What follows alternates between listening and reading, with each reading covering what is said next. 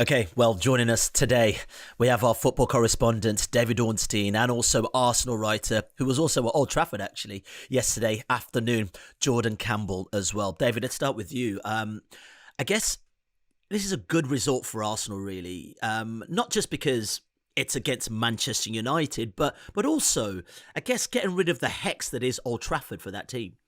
Yeah, it was a massive result. Not performance, but you don't necessarily look at the quality of performance when you're in the final couple of games of a Premier League title challenge and the context of having won once in their previous 16 visits to Old Trafford. You can change the personnel, but perhaps you don't change the aura or the psychological stumbling block that clearly had built up over time. And so it was very much just about going to Old Trafford, getting the 3 points and taking the Premier League title race down to the final day of the season. That's what Arsenal have done. They, Mikel Arteta, the whole club, the footballing structure should be applauded for that.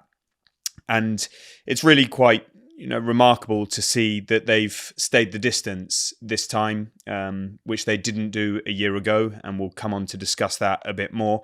I did feel it was a very mature performance.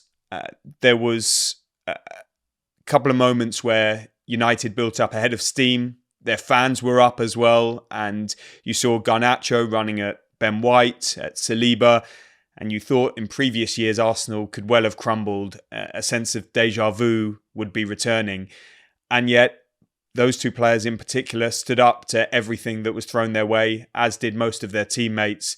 And again, you mitigate that by sort of pointing to the performances of individuals and collective. Garnacho didn't quite have the poise at the last moment, which many Manchester United players in years gone by might have. United were extremely depleted and they didn't really offer a coherent threat to Arsenal. If they did, it might have been a very different story. But let's just deal in the fact here. Arsenal have gone to Old Trafford. They've posted a win. They've now recorded unprecedented sort of points totals, goals scored.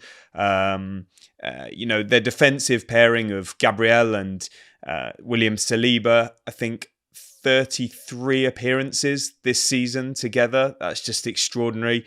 It's been a magical season for Arsenal so far. Of course, people listening to this not of an Arsenal persuasion would say, how can you call it magical when they haven't won anything yet? And they might not do, but I think this is a genuine step forward in their project. They are a seriously competitive force who have built organically. They've recruited well. They have advanced as a club on and off the pitch.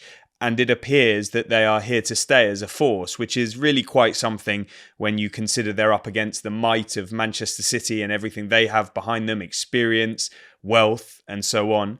And that, for Arsenal and their supporters, is a step change. For those of us who remember where they were not too long ago, I was looking back through some of our old Athletic articles about Mikel Arteta, about Edu, about the Cronkies, and the comments below the pieces were very mixed, to say the least, and many people slagging them off, slagging us off for reporting, calling it Arteta PR, Cronky PR, Edu PR. It was nothing of the sort. It was just an attempt to explain impartially what they were trying to do and the direction they were trying to go in, even when times were tough in around 2020, when there was external pressure on Mikel Arteta, but there was never internal pressure. They were squarely behind him and the project.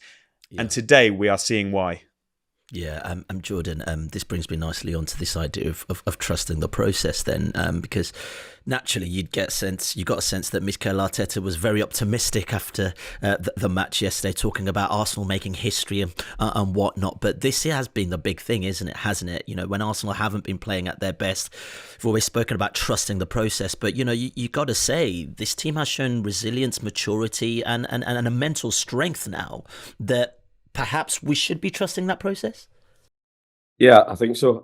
And you look at the performance of William Saliba last night, and it's the third big game this season away from home that he's been man of the match. You think Etihad, Anfield, where they were under pressure for a good 45 minutes, and that triangle of him, Gabriel and Declan Rice stood firm. And I think again last night you had that one where Garnacho gets in behind Ben White and he's bearing down in goal, and it was a sort of gladiator duel. And he just stood his ground until the very last minute and produced an inch perfect tackle. So I think when Arsenal haven't played at their best, you need something to fall back on, and I think that structure is what's underpinned the whole season. Fewest goals conceded. I mean, going into the game against Manchester United, they've conceded fewer shots the whole season than Man United have conceded this calendar year. I think that shows how stark the difference is in the two teams and what the idea is. So, I think that has been a big difference from last season, is that you go back to games like Anfield where the sort of rot kicked in at the end of the season, and they just couldn't arrest the decline. And I think people looked at maybe the Villa game. You thought, is that maybe the wobble beginning? But they've won 15 of the last 17, 46 points from 51. They've beat their total from last season. And I think at the end of last season, if you said you will be better, you'll get better points total than you got last season, I think a lot of Arsenal fans, regardless of what City do, you would have taken that, because progress is one thing, but I think that was the big question mark, was could Arsenal do it back to back? Was last season, it caught everyone by surprise? Was it a bit of a fluke season? Did they really have the players that can do it consistently? Well, I think now that's almost 2.5 years now of title winning form. And the cruel thing is it might still end up not being title winning form. Arteta said maybe 3 or 4 months ago, you need 90 points now to win the Premier League. And maybe his prediction will come true, because Arsenal were on course for 89. But I mean, that's in 18 previous seasons, that is equalled or bettered the winning points total. So it's very difficult to, even if they do come up short, really pick holes and say, oh, well, they only took 1 point from 6 against Fulham.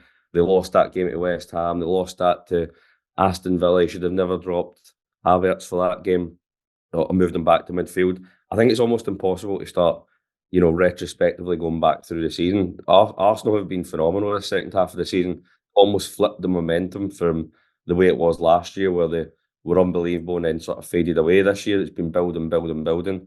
And after the initial teething problems with Havertz coming in and Rice getting used to things, I think they've just, you can just see that they're into a groove now. And Havertz up front and Trossard on the left now, they just look so much more potent. Yeah, I tell you what, though, I mean, we talk about progress and just throwing it out there, and I'd love to hear both your thoughts on this. We'll start with you, David. How much can we trust this process if Arsenal inevitably end up empty-handed at the end of the season? We don't know whether or not Arsenal are going to win this season, the Premier League. I mean, what happens next season if Arsenal come painfully close and don't win it again? Well, if Arsene Wenger used to say fourth is like a trophy in that day and age, then a close second to Manchester City must be like winning the treble. No, it's a really good point, and Jordan raises some great points within their actual performance and the way they've developed on the football side. I just want to quickly bring back to a couple of instances that has shown the maturity of this squad. They had setbacks around the turn of the year. They experienced a dip in performance, and then I know it's been trotted out time and again now, but that Dubai trip and reset, which we're assured involved nothing sort of secret and miraculous, and we're going to find out that Arteta special potions exactly. of some sort. I mean, there was nothing there. it was more that just came at the right time and was done in the right way. We talked on previous podcasts about how there was a decision on whether they should allow family members to come with on that trip. Initially they weren't, but then they were, and they created this really good environment when they came back, as opposed to playing a bit more horizontally before. And then Art de Roche wrote a really good piece about that.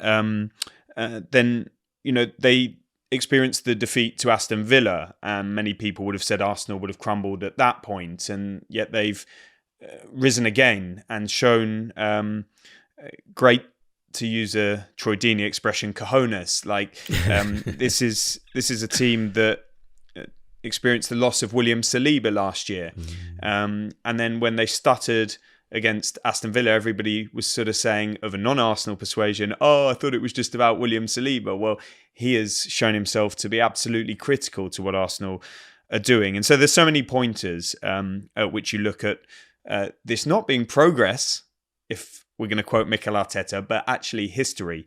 Then you turn the page to next season. They may end this season with a big trophy, but if they don't, then that must be next on the agenda. They'll want to become regular Champions League qualifiers because this will be only their second season back in the big time. They reached the quarterfinals for the first time in 14 years. So that was a step forward. But you do want to see Premier League title challenges. Only one team can win it, and you're going up against Goliaths. They do need to do better in the cup competitions domestically, for sure. And the Champions League teams have shown that it's not lottery, but you can go far without necessarily being the best team in the tournament. Look at Borussia Dortmund this year. They're through to the final despite having a decidedly average domestic season in the Bundesliga. So it's not like Arsenal just get a free pass and they can't win anything for however many years. It's been a long time now without a trophy. It was Mikel Arteta's first season, the FA Cup, and before that, there was a pretty long wait. You could say, should have done better in the Europa League under Unai Emery when they got to the final against the Chelsea, who already qualified for the Champions League and picked up a trophy that season. So, and then you go back FA Cups under the final days of Arsene Wenger, etc. So expectations will rise that they'll be looking to use the transfer market to make another step forward. It's almost like adapt and develop or die in a way, because your Man Cities are going to get stronger. Liverpool are coming back with a new coach. Chelsea, Manchester United are fighting to rebuild their clubs, and cyclical nature of football suggests that they will be there or thereabouts. Tottenham are making big efforts. Aston Villa are trying to break in as well. Newcastle have the wealth on paper to do so, and the ambition too. And so, that's the shifting expectation. Then there's also a reflection. So you're talking about trust the process. Well, this is a process and a project. I know people don't like that word. That basically had no trust or faith.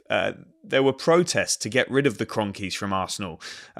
People wanted Alisher Usmanov to come into the club as the majority owner. How fateful would that have been as things have panned out in the world?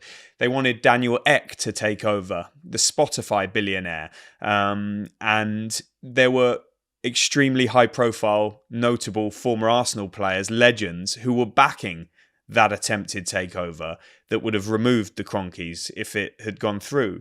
There was huge scepticism about Mikel Arteta in the early days. Arteta out, trending on social media.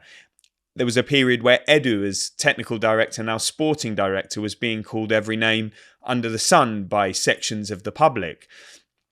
And so through being absolutely clear in where they wanted to go and how they wanted to get there, and the way in which they would go about it and stick to that despite any sort of external noise and conversation, the way they would recruit, the way they've improved the medical side of things, where they've pretty much got a whole squad available going to Old Trafford in the penultimate match of the season. Like, there's testament to Arsenal in every single department. They're even probably the most notable club for some of their kit collaborations with Adidas and so on. Like, it's a really good time for the club and the supporters. And the trust the process idea is being evidenced in front of our very eyes. And I think many clubs, many supporters would like to be in Arsenal's position. Many fans would like to have that sort of thing at their place. Many players look at Arsenal in the market and would like to play for them. And I think, when I speak to people who work in recruitment, they're talking about Arsenal being the standard that they're looking to achieve.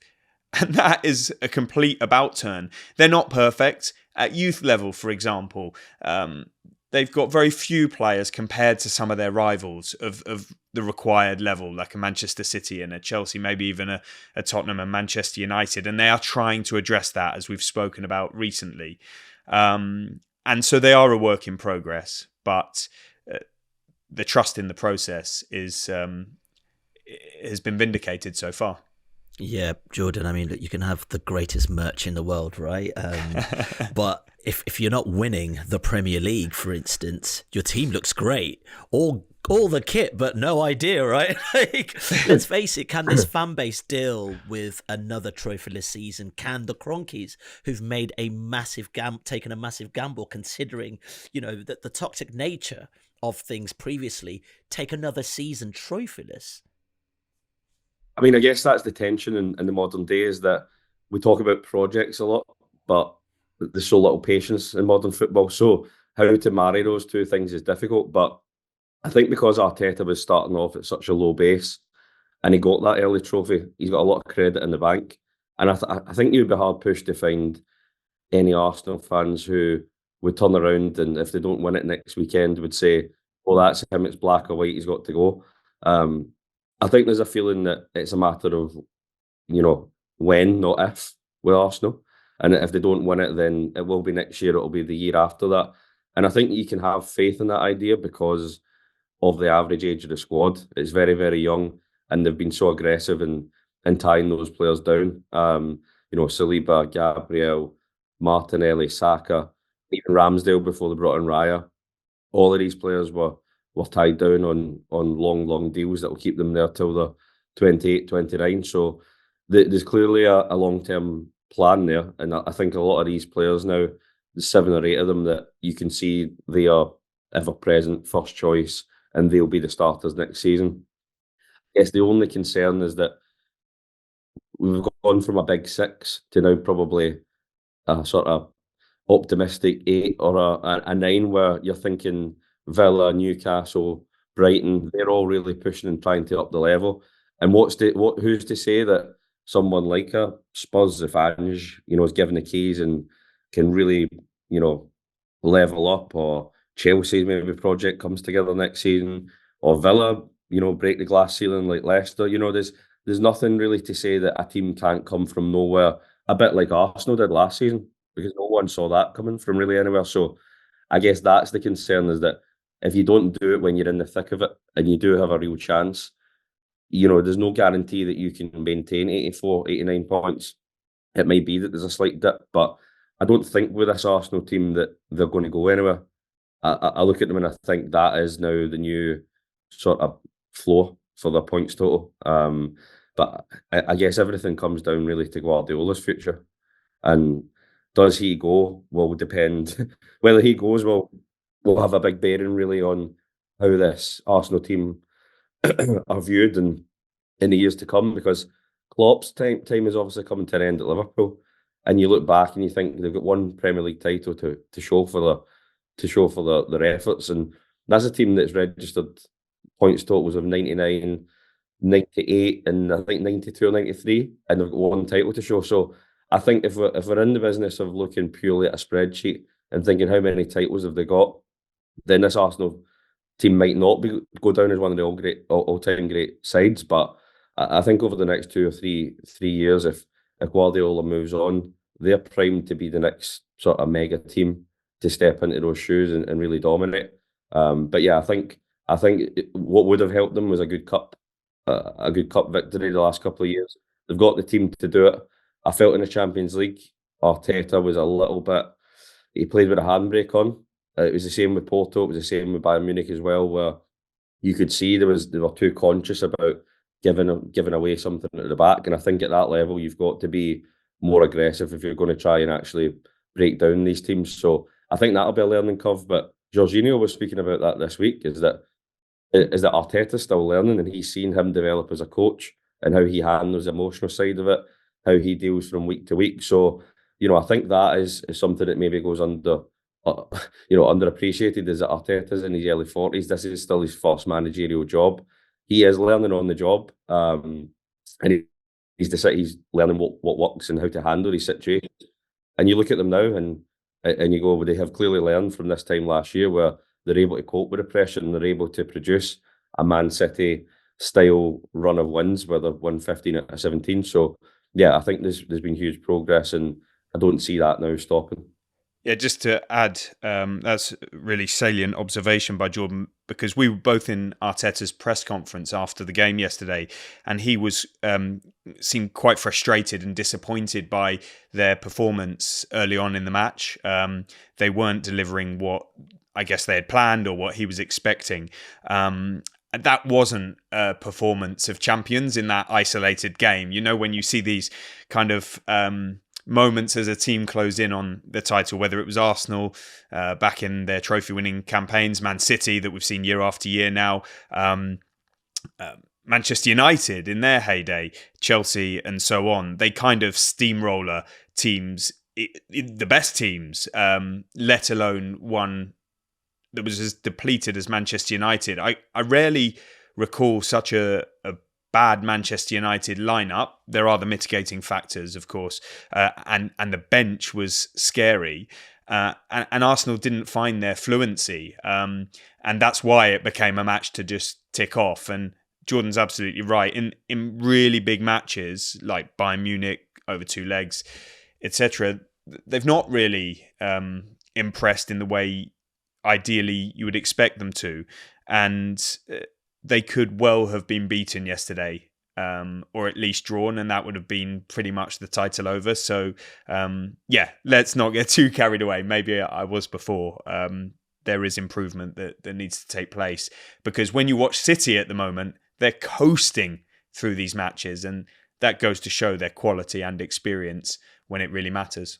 Arsenal unbeaten against the Big Six, fewest goals conceded, fewest XG conceded, most clean sheets in the Premier League, fewest shots on target conceded. I mean, this shows a different playing style and a defensive resilience that is super impressive. Have you been impressed by it?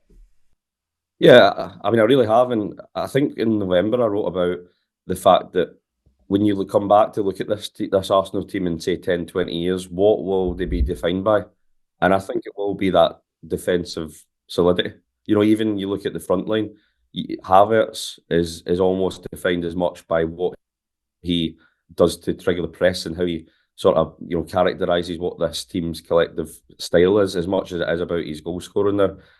So I think that has been the real basis of what they've built it on, and it comes back to the idea that Arteta is simply just a Pep clone. And I mean, I think it's quite disrespectful when people try to make out that someone with such a different career to Guardiola, who never actually made it to Barcelona, who spent 20 years playing in Scotland, France, most 6 months back home at Sociedad, but the rest of his career in England, forging a completely different style to what Guardiola grew up with. You know, I think it's disingenuous to make out that because someone spent a few seasons as his assistant, that he therefore does not have any divergence of ideas. You know, of course he'll have picked up from Guardiola. He's the best coach in the world, maybe that there's ever been.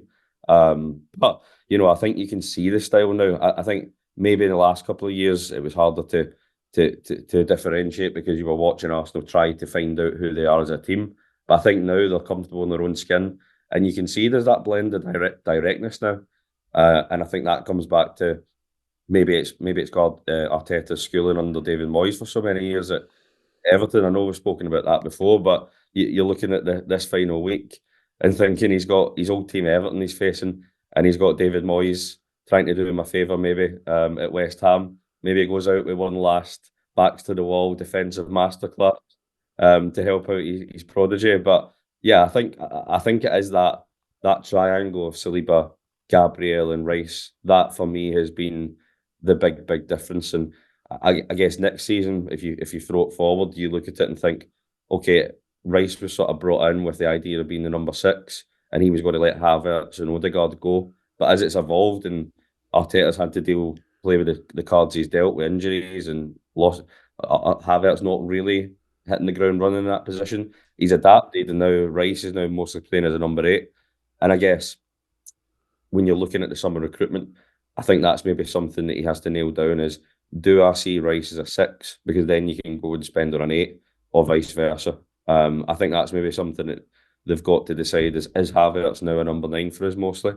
I know there'll be rotation, there'll be games where they dip in and out, but I think that's the big step now is do we see Rice as a number 8 who can go forward, or is that triangle there the thing that we want to build around? Which to me, I could see that triangle being there for the next 4 or 5 years, and you wouldn't really need to change it. So, that to me has been fundamental to Arsenal and is what has separated them from the rest of the teams. David, Jordan brings a great point up. What does the summer look like? How does this team evolve fundamentally? Who comes in to add quality to this team? Yeah, I'm sure the deliberations on that are starting to take place now, if they hadn't already. There was, of course, the well-documented pursuit of a central striker. Perhaps that still happens. Perhaps the need is lessened by the rise of Havertz in the number 9 role. But that doesn't mean it won't happen. Just as a personal view, I think it probably should.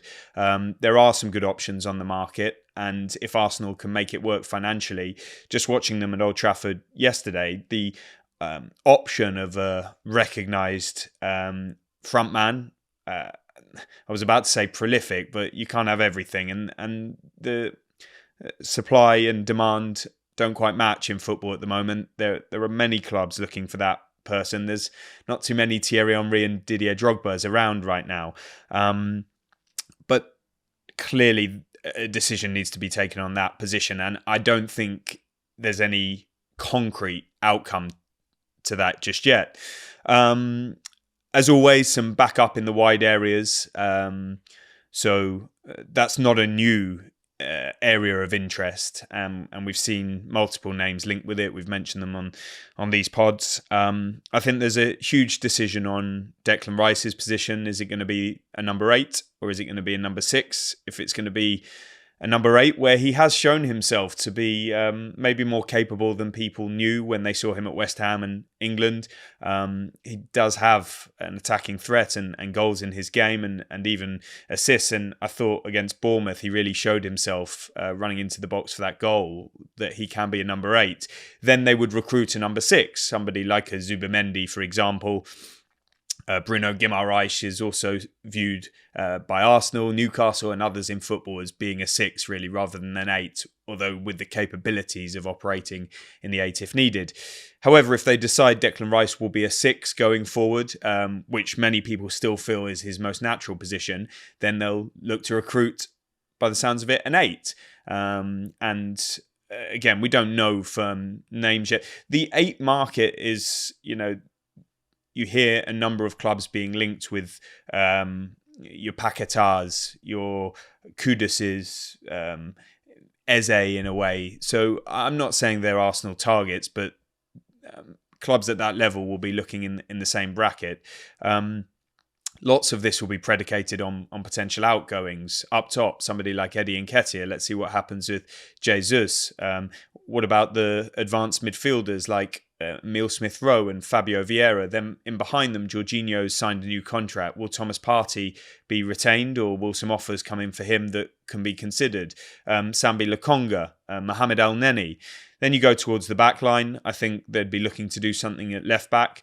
Although I thought Tomiyasu was good again there yesterday. A really impressive performance, and he is dependable when fit. But clearly, Zinchenko, there's a question that needs to be answered there. Is he going to continue at Arsenal? If he is it going to be on a new contract or not?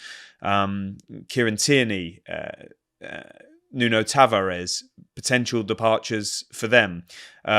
Central defence looks to be pretty locked in unless somebody leaves. And right back, of course, is strong, especially when Timber returns to full fitness. They'll then need to sign a backup goalkeeper if Aaron Ramsdale leaves, which means it is going to be really busy at Arsenal. But if there's anything we've learned from recent years, it's one, that the Cronkies are prepared to back Arsenal in the market within their PSR position. And Tim Lewis on their behalf, playing an increasingly active role. Richard Garlick will formally take over as managing director once Chief Executive Vinay Venkatesham leaves this summer. You've got Edu in his relatively new role as sporting director with ever more authority. You've got Arteta, of course, as the manager. And there's a recruitment operation that sees Edu have a deputy sporting director, and even he, Jason Ato, has some people around him who appear to be doing a really good job. And then there'll be questions about integration of young players. You would assume it is time for Ethan Namweri to start to get first team game time. He's really impressed people in and around the first team with not only his fantastic technical ability, but also his maturity and his conduct and behaviour. Let's see what they do with Miles Lewis-Skelly, of course, because he, I think, has been trialling at left back a little bit in first team training, and there's a talent there as well. But some of these players might look to be given loan spells. There'll be some departures, out of contract players on the youth side as well. And in behind them, you see a couple of promising youngsters like Obi Martin, and even further back, Max Dowman. So, there's a lot to be done at first team level, but there's also an integration of youth as well, which I think Arsenal and their supporters would like to see. Yeah, super quickly. I mean, I just realised, I'm just looking at it now, Mikel Arteta's contract's up next season. I mean, we're talking about a project. We're talking about tying players down. I mean, this guy has to stay on. That's another contract Arsenal need to get over the line, surely. Yeah, many managers leave it until relatively late. Pep Guardiola, I remember we broke the story during the Qatar World Cup, so around November time, 2022, and he signed a new deal for a contract that was expiring the following summer. So it was approaching the last 6 months. Arteta last time, I think, renewed with around a year to go. So we're getting into that bracket now. It's not something to be talking about in these final throes of the Premier League season, but once the season is out the way, yeah, you've got to address that. You've got to address his staff as well. I see a manager who appears to want to continue in this project, and a club who definitely do not want to lose him. So my assumption is that they just need to sit down, have a conversation, get the numbers right, the vision, the project and everything, be on the same page. And then I've got nothing to suggest that they won't continue. There's definitely going to be interest in Mikel Arteta from elsewhere now and in the future. We've already seen links to Barcelona and others. There'll be vacancies arising left, right and centre, not least at somewhere like Manchester City, where he was assistant to Pep Guardiola. Pep Guardiola's contract expires in the summer of 2025, and we've got no news on that either. But this appears to be a very happy marriage, and no evidence to suggest it will not continue, although we don't have any updates on talks just yet. All right, David, I know you've got to go. Thanks so much for your time. And Jordan, just stay on. I just got a few more I want to dig from your Arsenal fountain of knowledge. David, cheers, man. Thank you. I mean, this brings me to my next point, Jordan. Last time we spoke, you spoke about Mikel Arteta building a dynasty at Arsenal. And within that, you actually spoke about strengthening in the summer, especially at that centre-forward position. Don't know if you know, Benjamin Sesko's agent was in the crowd yesterday at Old Trafford. I mean, I don't want to start the rumour mill going, but do you feel that number 9 position is definitely something Arsenal need to look at in the summer? Yeah, I think it is, because as much as I've been hammering the idea that Havertz should be placed as a number 9 until the end of the season, and Arteta should never change that and never really move it. I think it feels like a temporary fix for the situation they find themselves in, where, you know, Jesus has really not been able to stay fit a lot of the season. He's got this knee problem it keeps coming back, and you think, how reliable is he? When he plays, he's not the prolific goal scorer. As great a player as he is, he's not the prolific goal scorer that Arsenal are lacking compared to Haaland at City, or even Salah, who still delivers massive numbers from the right-hand side. So I think it is somewhere that you can't be fooled into thinking, because they've got to this position with Havertz and chopping and changing who it is, whether it's Trossard playing as a false 9. I don't think he can be lulled into false sense of security, and I don't think Arteta will be. That this is somewhere that they can get away with that forever.